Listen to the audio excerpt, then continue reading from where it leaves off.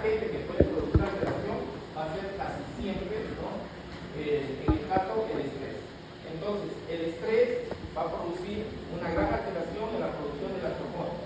Pero no solamente el estrés, sino la desnutrición, el uso de corticoides, ¿no? Pacientes con problemas de enfermedades autoinmunes, pacientes con problemas de asma, bronquios, síndrome nefrótico, pacientes con alteración a nivel del riñón, cirrosis o toma de fenitoína, ¿no? El paciente con trastorno hepático crónico, o el consumo de salicilatos, ¿no? Como el ácido acetilsalicílico, o el consumo de diazepam.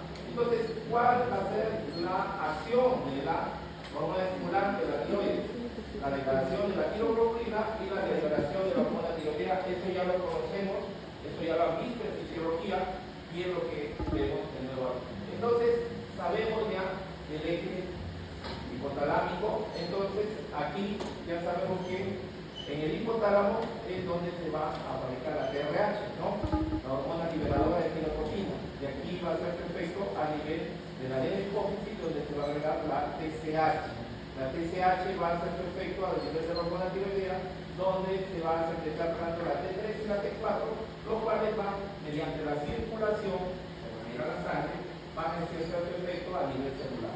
Entonces, ¿cuál va a ser su efecto a nivel celular? Básicamente, trabaja a nivel de metabolismo basal, es decir, aumenta, en el caso de exceder los valores normales, las hormonas T3 y T4, en efecto, la T3, que es la más poderosa, va a aumentar el metabolismo basal. Y recordemos que el metabolismo basal va a secretar o se va a dar en función a la energía. O sea, a partir del metabolismo basal se va a generar energía celular. Entonces, ¿cuáles son las funciones de la hormona tiroidea? La hormona tiroidea la vamos a ver a diario.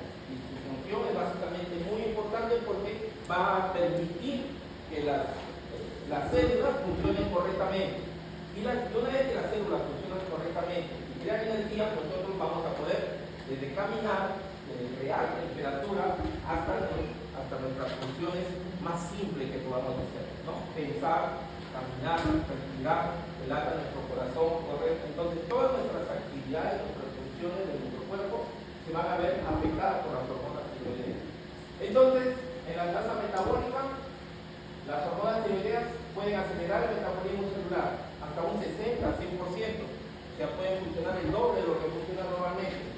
Aumenta el catabolismo hepático del colesterol, en el caso de las dislipidemias, ¿ya? Quemar grasa, degradación de proteínas musculares, ¿ya? Pueden degradar proteínas musculares y pueden producir fatiga. Aumenta la absorción de glucosa en la digestión, ¿ya? Porque la glucosa se va a utilizar en algún momento para la energía.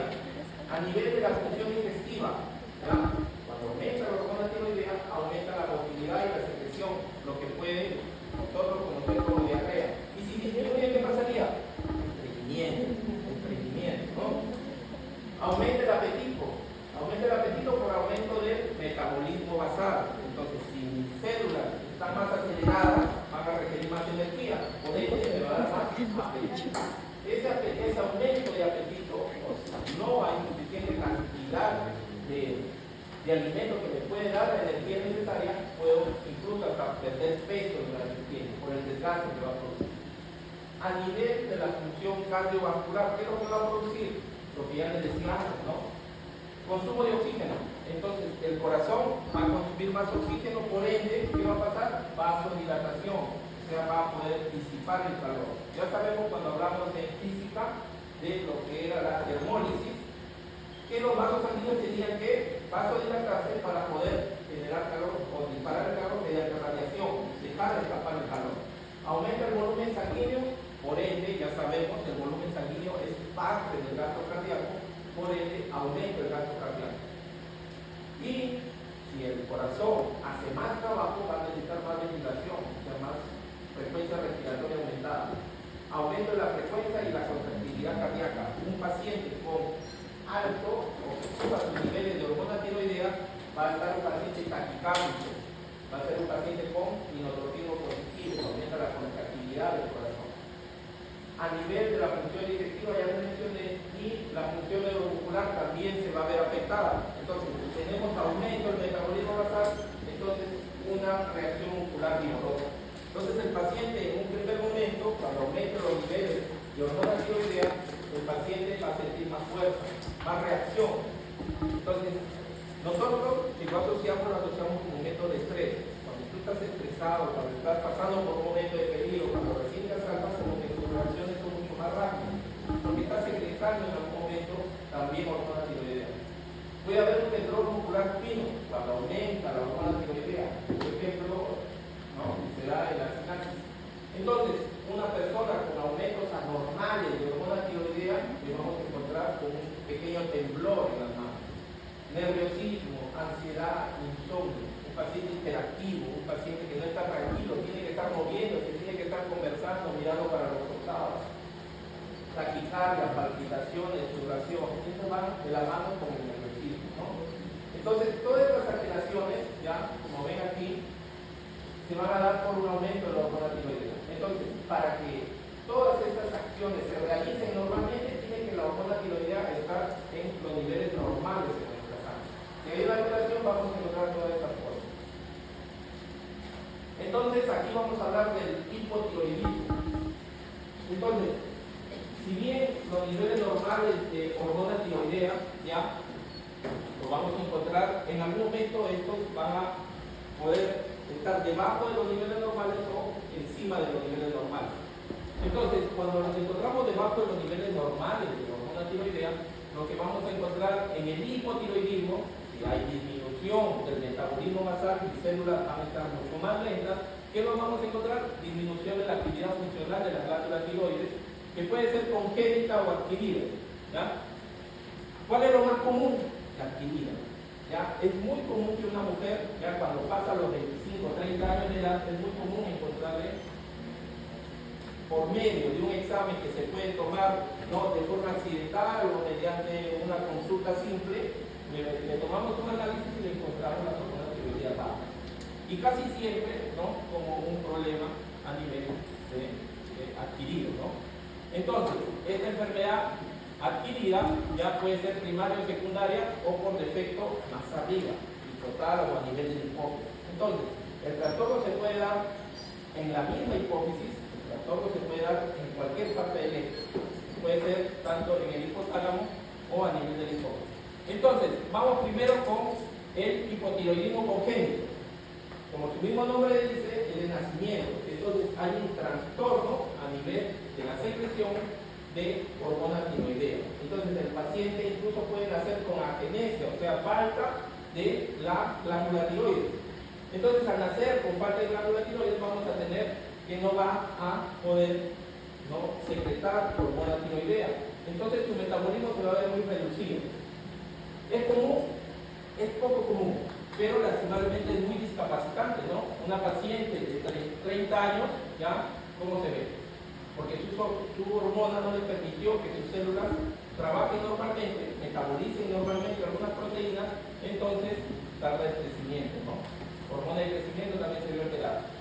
Entonces, no es común, pero sin embargo es muy discapacitante, por eso es que está protocolizado en un recién nacido, en todos los países incluso, que se le tome un examen de hormonas tiroideas a un recién nacido, para evitar esto, trastornos de qué? De crecimiento, trastorno intelectual, retardo de desarrollo psicomotor, retardo intelectual. Entonces, aquí puede parecer normal al nacimiento. ¿Por qué? Porque dentro del feto, dentro del útero de la madre, quien le secreta, quien le va a dar a la niña o al niño, le va a dar hormona tiroidea es la madre. Pero una vez que sale, ella misma tiene que producirlo. Pero como no lo produce, recién va a haber carencia y más adelante donde se van a ver los síntomas.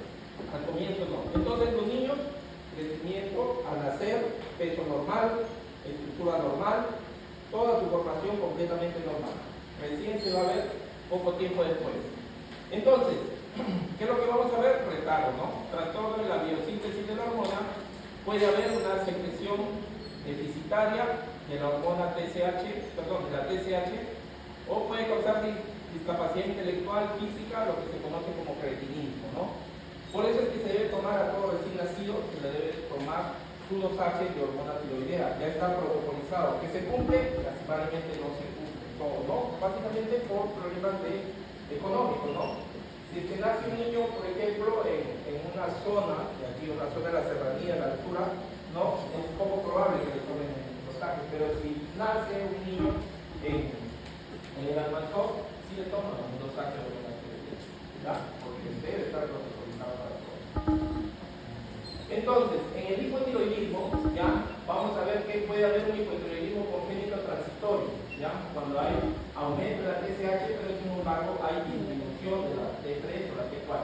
Entonces, la tiroides del feto es sensible al aumento del yodo, el cual va a cruzar la placenta y la leche materna. Lo que causa exposición materna o de recién nacido a sustancias con yodo, fármacos, antitiroideos, propículas, metimazol, ¿ya? Esto va a ocasionar que aumente el yodo en la sangre y este recién nacido bloquee la TSH de tal manera que disminuya los niveles de hormona tiroidea.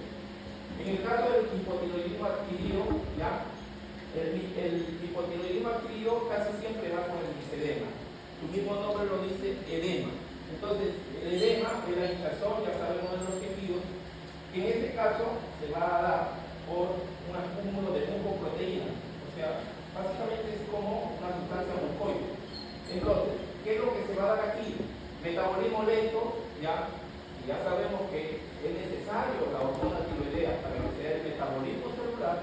Aquí vamos a encontrar el metabolismo intensivo, ¿no? Este misedema se presenta sin fovea, o sea, a la hora de apretar no se va a quedar hundido por mucho tiempo, automáticamente puede levantar. Puede ser leve o puede ser grave, ¿no? O puede ocasionar angioedema, es decir, edema a nivel de la glotis, que puede llevar a la muerte por obstrucción de las vías respiratorias altas. ¿Cuáles las causas de destrucción de la glándula? En el caso de un hipotiroidismo primario más frecuente, se puede destruir por causas autoinmunes. En el caso del vientre de la madre, se puede destruir o no, en el caso del adquirido, durante su crecimiento. Función hipofisiaria, ¿no? El hipotiroidismo secundario. Entonces, la función de la hipófisis se va a encontrar alterada de tal manera que ocasiona un hipotiroidismo adquirido. Disfunción hipotalámica, ya nos vamos mucho más arriba.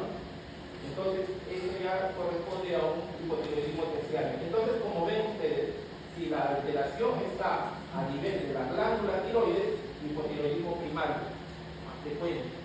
Si la alteración está en la hipófisis, un poquito más arriba, hipotiroidismo secundario. Si la alteración está en el hipotálamo, hipotiroidismo terciario. ¿Cuál es la causa más frecuente? El primario, ¿ya? El primario. Entonces, ya sabemos que el primario, ¿ya? Es el más frecuente. Alteración a nivel de la glándula tiroidea. Pero ¿cuál de todos los procesos que pueden alterar la función de la glándula tiroidea? El más común, la tiroiditis de Hashimoto. La tiroiditis de Hashimoto, ¿ya? Es una inflamación, un proceso autoinmune, ¿no? Las mismas defensas se encargan de atacar a su glándula tiroidea. Más frecuente en mujeres. A partir de los 20, 25 años, mujeres jóvenes pueden hacerlo. La paciente viene, doctor, no, me siento cansada, hay días que me levanto de mi cama cansada, hay días que me levanto hinchada, hay otros días que me levanto deshinchada, sin algo, ¿no? Bien flaquita me levanto y hay otros días que me levanto una bomba.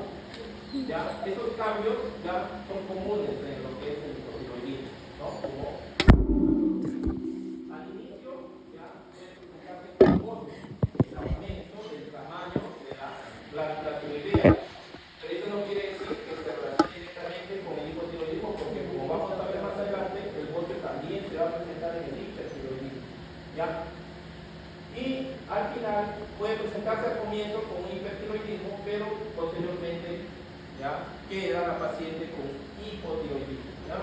Entonces, con una fase, como un paso al hipotiroidismo, un hipertiroidismo. Entonces, la tiroidectomía también se puede dar, ¿no? Aquí en estos casos es otra causa, ¿por qué? Por la presencia de tumores, ¿no? O un tumor aledaño y necesitan cortar o retirar parte de la glándula tiroides. Por ablación, por radiación, ¿no? En el caso de tratamiento para el cáncer también, el uso del carbono de litio, fármacos antitiroideos, ya les dije, el metimazol, el propiltiuracilo, ingesta de yodo, ¿no? Pacientes con baja ingesta de yodo. Esto era común en el Perú en época de los años 80, los años 70, cuando la gente consumía la sal sin yodo, ¿no? En zonas de la sierra. Pero en la actualidad ya está con ley que toda sal que se vende para el consumo humano tenga su dosificación de yodo. Entonces, nadie puede pasar por encima de esa ley. La tiroiditis por parto también es una de las causas. Se da en las mujeres que recién han dado a luz como una reacción que se inflame su glándula tiroides y puede ser pasajera o puede ser definitiva, ¿ya? Falta de ingesta, ya les dije, la sal yodada es muy importante, ¿ya? Ahora, en la actualidad, ¿ya? Como tenemos estas dos grandes entidades de salud, como es la OMS, la OPS, ellos se encargan de dar ya todas las asistencias a todos los países para que se cumplan. Entonces, encontrar en la actualidad que se produzca un hipotiroidismo por falta de ingesta de yodo es raro. En el Perú ya no se da, ya no lo vemos, pero ya depende por allá, ¿no? Entonces, ¿cómo se va a presentar la paciente? ¿Ya? El estado hipometabólico, ¿ya? O sea, es una paciente que se va a sentir lenta, enlentecida, no puede hacer las cosas rápido. El misedema, en algunos momentos se va a encontrar muy hinchada ella, en otros momentos se va a encontrar como bien desinflada en algún momento, ¿no? La debilidad y la fatiga. Entonces, como hay poco, el metabolismo se encuentra disminuido, se va a encontrar débil, ¿no? No va a haber energía suficiente para que realice sus actividades. El ganar peso, ¿no? Gana peso, pero sin embargo no como. Doctor, yo estoy haciendo dieta y yo sigo aumentando. Entonces, muchas de las mujeres que están con sobrepeso llegan gorditas a la consulta y dicen, doctor, mire, yo ya encontré ya cuál es la causa de mi gordura. Yo no estoy gorda por la gordura, yo no estoy gorda porque como mucho, yo estoy gorda por el problema de tiroides, yo tengo negocio de tiroides. Entonces buscan la culpa de su propia problema, ¿no? Eso le tratamos de echar la culpa a otros, ¿no? Nunca asumimos nuestra culpa que estoy comiendo de más, no hago ejercicio, ¿no? Intolerancia al frío, ¿ya? Como no hay mucho metabolismo, células se encuentran disminuidas, la paciente no va a tolerar mucho el frío. La piel se va a encontrar seca y gruesa, muy característico de los pacientes. El cabello seco y quebradizo, también característico. Entonces, todos estos procesos, como ven, se dan por eso. Puede haber hinchazón en la cara y en los párpados, ¿ya? Sin edema. Como ya les dije, si hay disminución de las hormonas tiroideas, ¿qué va a haber? Estreñimiento, ¿no? Y si hay aumento, diarrea. Entonces, este estreñimiento va de la mano con la flatulencia, con la distensión. Puede haber bradicardia, disminución de los reflejos profundos. El paciente está letárgico, ¿no? Adormilado, duerme mucho tiempo. Deterioro de la memoria, la lengua ancha y la voz gruesa, también es común. Macroglosia, ¿ya? Y la voz ronca.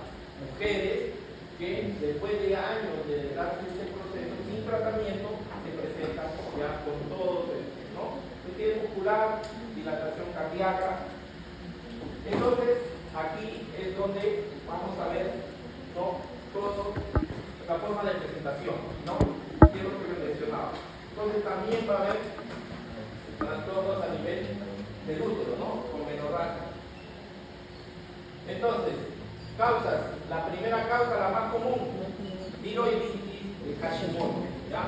La causa más común de que una mujer llegue a la consulta 30, 40 años, tiroiditis de Hashimoto, ¿ya? Y de ahí vienen todas estas causas, ¿ya?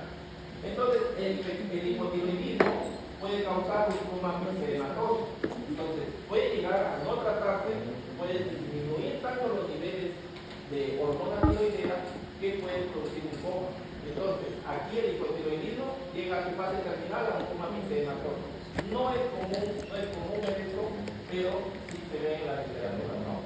Por reducción grave del metabolismo celular, el paciente está hipotérmico, temperatura por debajo de los 35 grados, está con hipoventilación, disminuye tanto su frecuencia respiratoria que le falta oxígeno.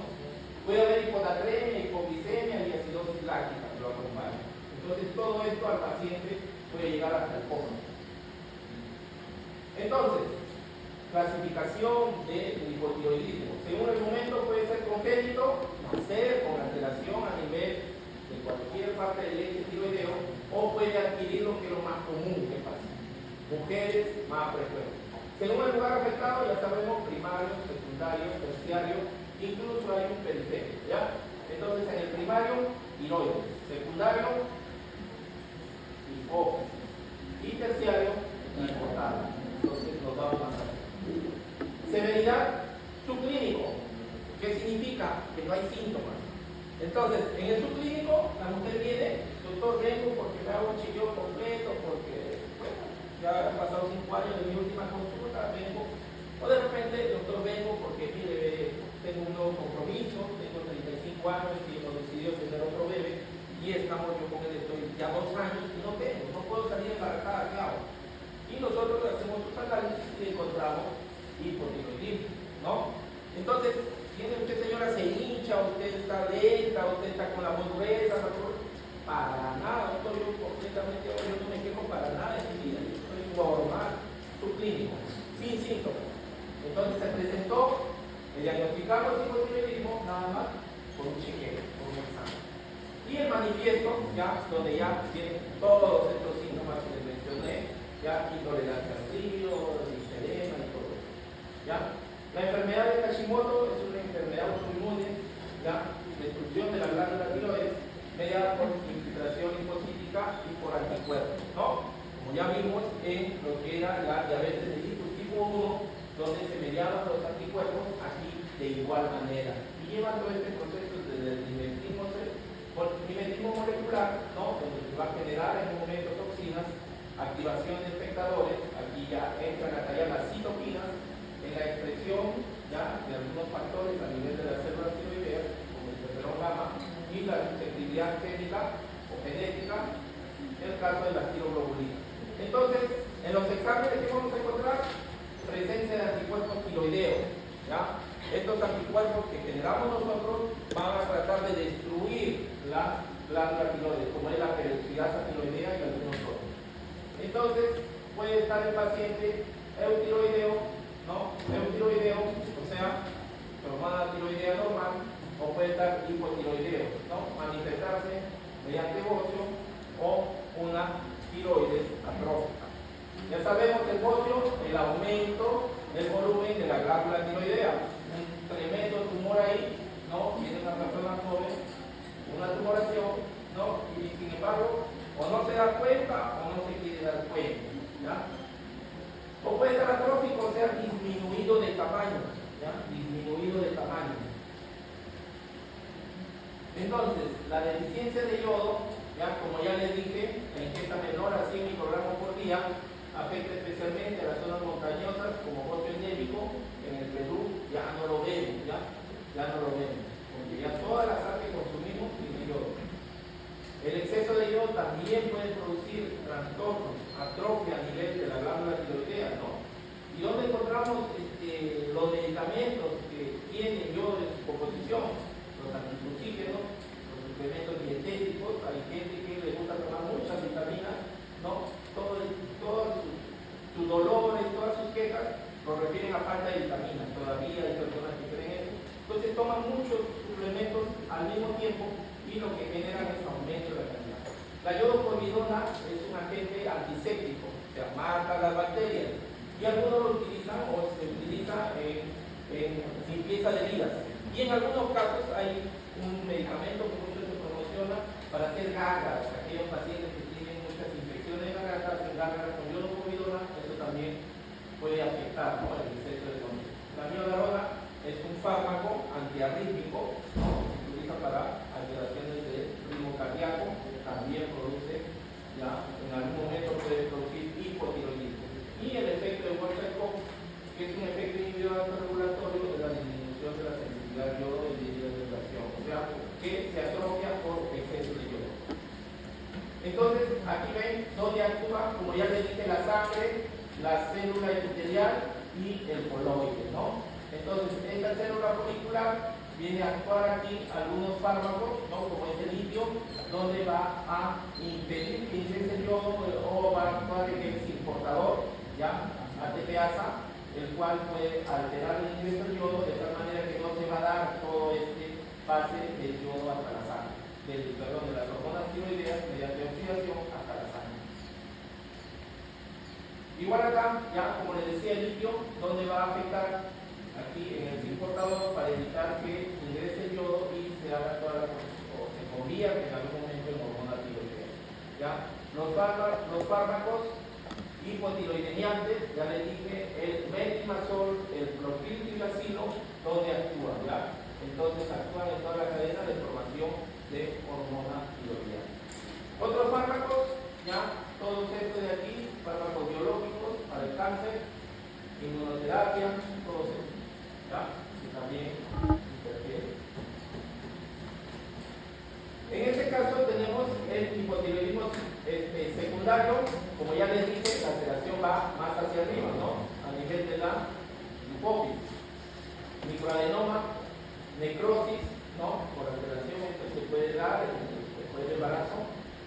Traumatismo, traumatismo encefalocraniano, una hipofisitis. En el caso del hipotiroidismo terciario, se va a dar la alteración a disfunción del hipotálamo. Se puede dar igual por presencia de tumores, algunas otras alteraciones como vean.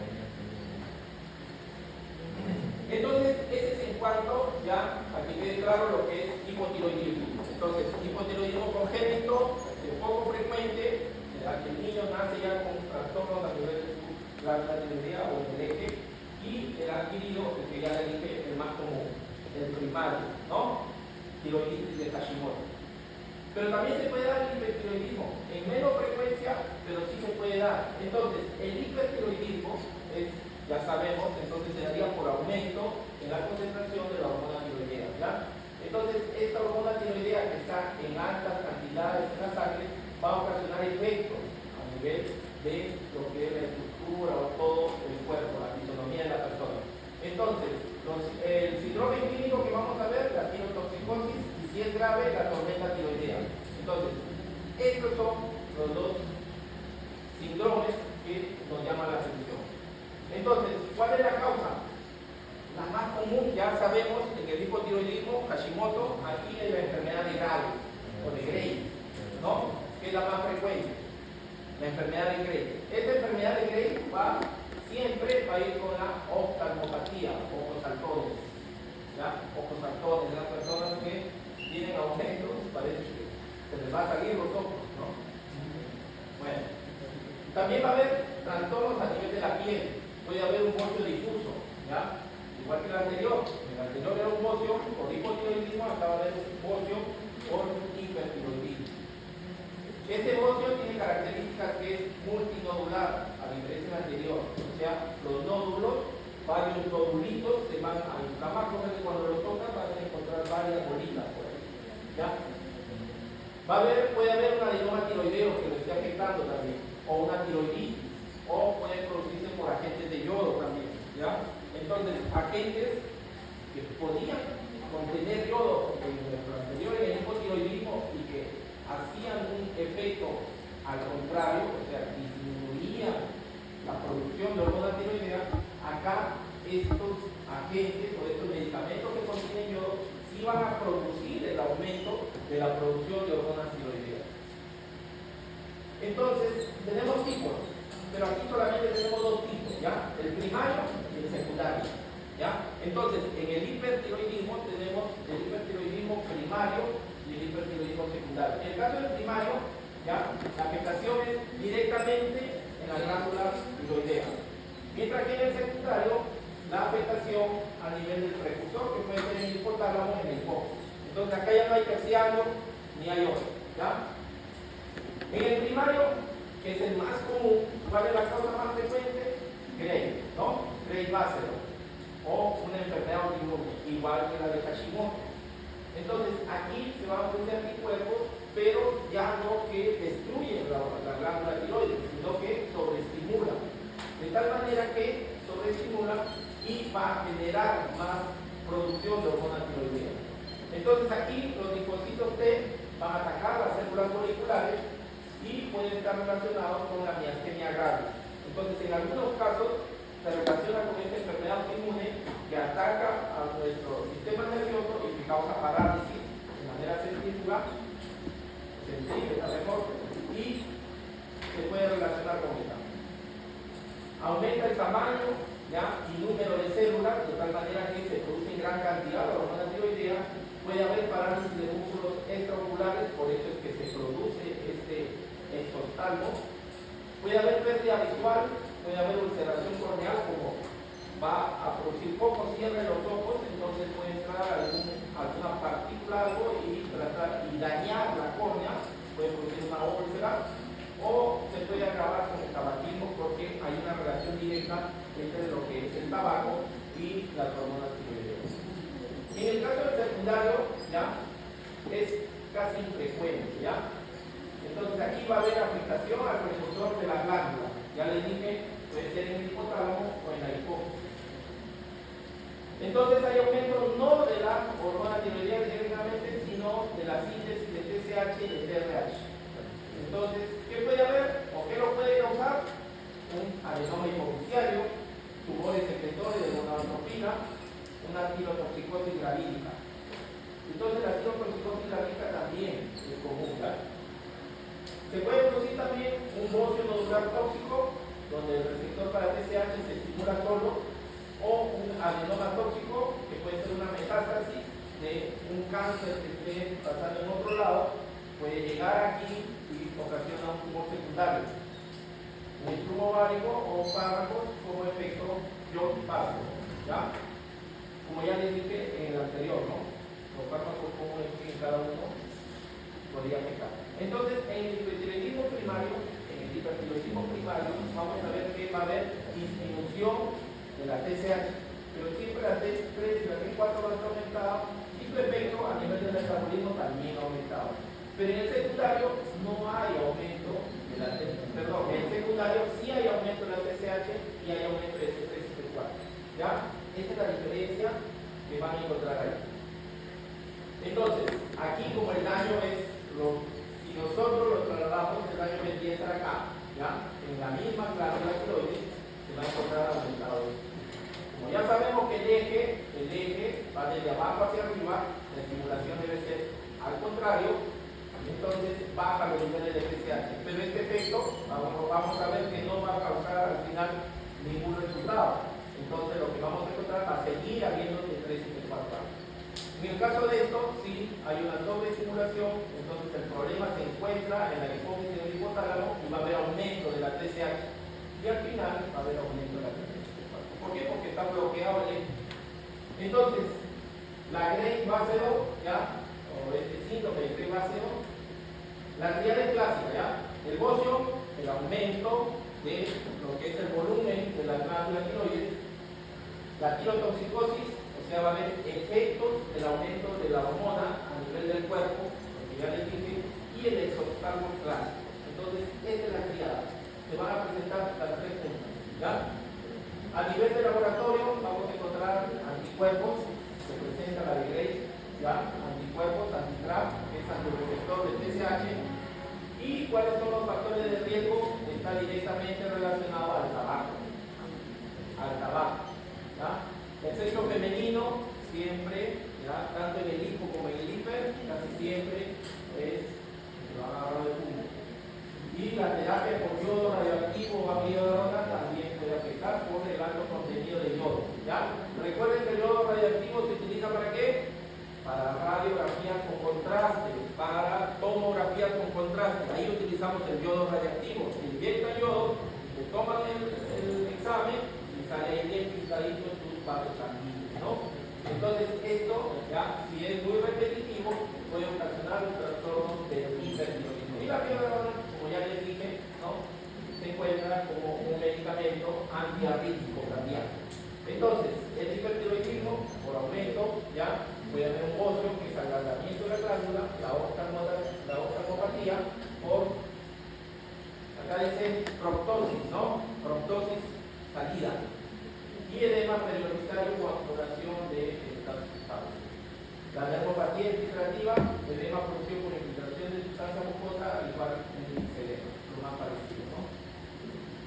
Entonces, ¿cuál es la clínica? La oftalmopatía, retracción de los párpados, y el parpadeo es infrecuente, por eso es que es común encontrar lo que es las úlceras corneales. Aumento en la sensibilidad de catecolaminas. Entonces, el paciente con la pequeña secreción de adrenalina, noradrenalina, el paciente va a sentirse más